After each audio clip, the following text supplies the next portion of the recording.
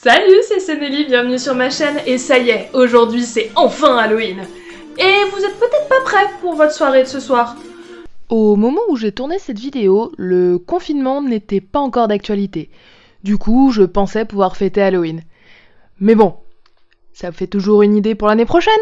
Mais vous inquiétez pas, j'ai une solution, si vous n'avez pas d'idée maquillage ou costume, ce maquillage-là est fait pour vous. Il est rapide, facile à faire, il n'y a pas besoin de beaucoup de matériel, et je vais vous montrer pas à pas comment le faire. Ça vous tente? Alors restez jusqu'à la fin de la vidéo.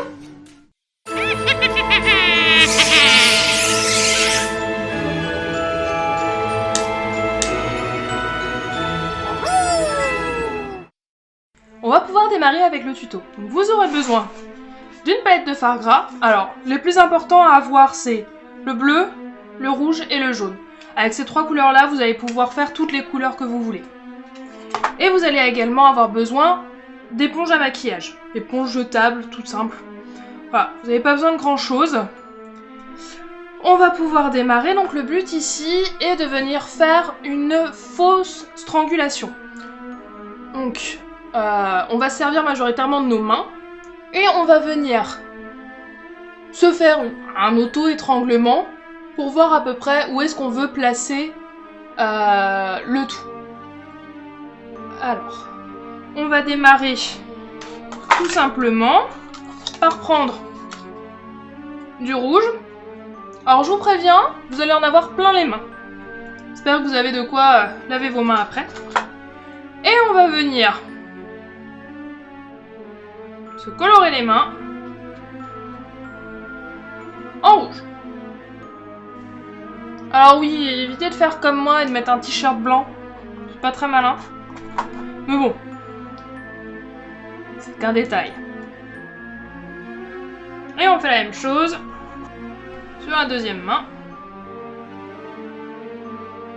Alors je suis désolée si vous entendez des voitures en fond, et j'ai un passage énorme de voitures juste en bas de chez moi, et je n'ai pas une très bonne insonorisation, donc on va devoir faire avec. Voilà. Une fois qu'on a les mimines bien rouges, on va venir s'étrangler. Bon, s'étrangler. Ressemblant de s'étrangler, bien évidemment, et vous coupez pas la respiration non plus. Et ça va venir faire une empreinte de nos mains. Et on va donc travailler sur cette empreinte-là pour venir faire nos hématomes. Ensuite, on va pouvoir faire la même chose avec du bleu. Donc on va travailler en couches. Ça va venir nous donner une couleur violette. Et là, par contre, pour cette couleur-là, on va aller que sur les points où il y a le plus de pression lorsqu'on étrangle quelqu'un, même si c'est pas normal d'étrangler quelqu'un. Mais là où il y a le plus de pression, c'est-à-dire sur les doigts qui sont en contact direct avec la trachée. On vient se mettre du bleu généreusement. Et on va venir replacer nos mains pour s'étrangler de nouveau. Voilà, et ça va nous laisser une belle empreinte.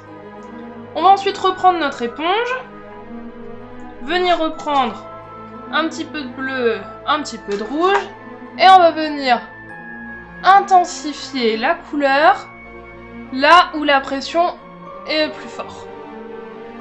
C'est-à-dire au niveau de la trachée, parce que c'est là où l'air passe.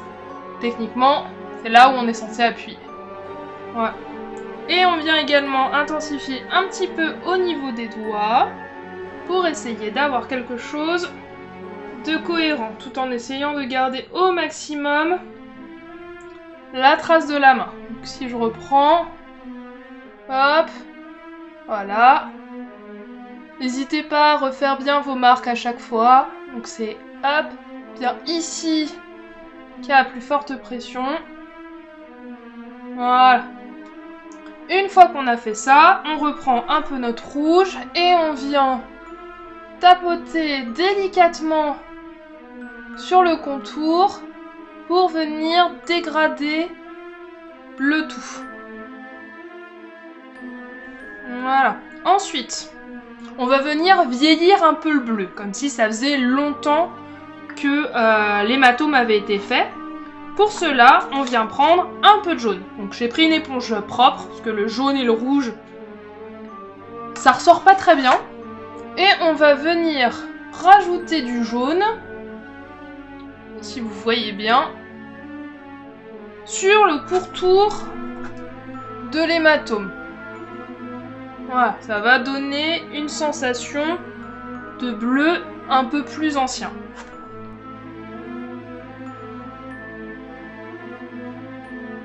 Alors, c'est plus simple si vous pouvez faire ça directement sur quelqu'un, parce que j'ai un peu du mal à voir l'arrière de mon cou.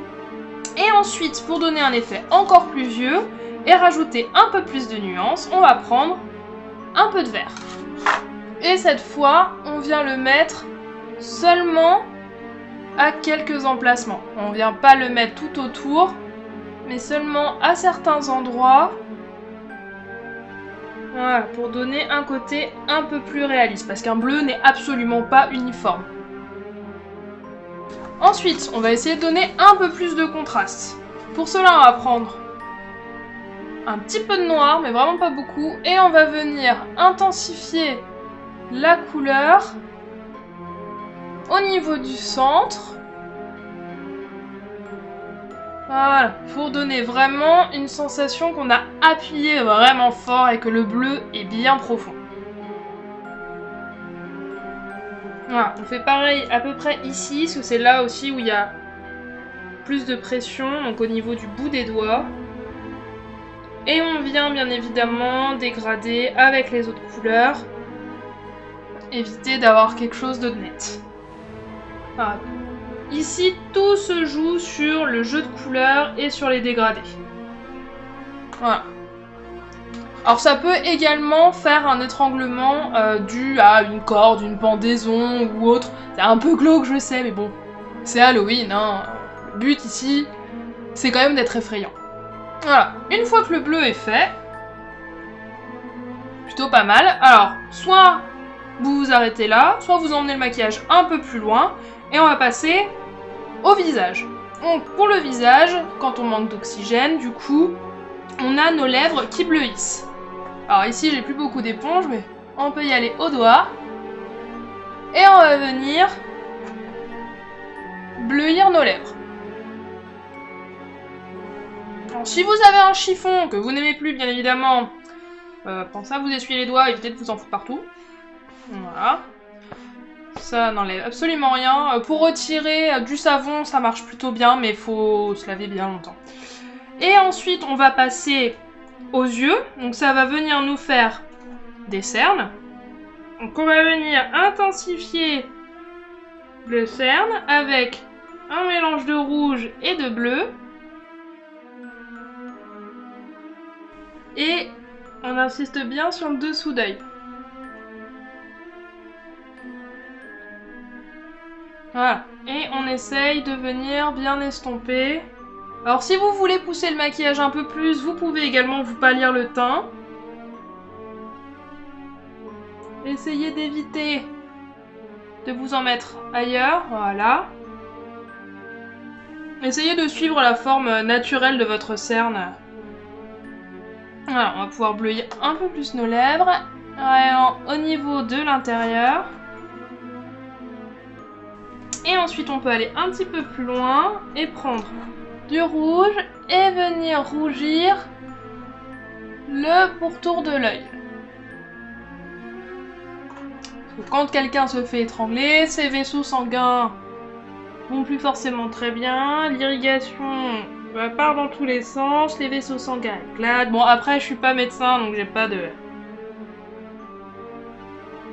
pas forcément de connaissances poussées là-dessus, mais les films nous disent, voilà, je vais dire ça plutôt comme ça, les films nous disent que, a priori, il y a pas mal de vaisseaux sanguins qui éclatent, notamment au niveau des yeux. Du coup, on se retrouve avec les paupières qui rougissent. On essaye de bien estomper. On va intensifier directement avec les doigts. Hop, un peu plus de bleu. Voilà. Et voilà, donc si vous voulez fixer le maquillage après, vous passez une poudre translucide de préférence. Mettez-en une bonne quantité parce que ça risque de bouger. Et le fard gras, comme son nom l'indique, c'est très gras, donc ça boit beaucoup la poudre. Voilà. Donc le maquillage est fait en 10 minutes, même pas. Pour un résultat plutôt convaincant. J'espère que ça vous a plu, et petit montage pour vous montrer le résultat final.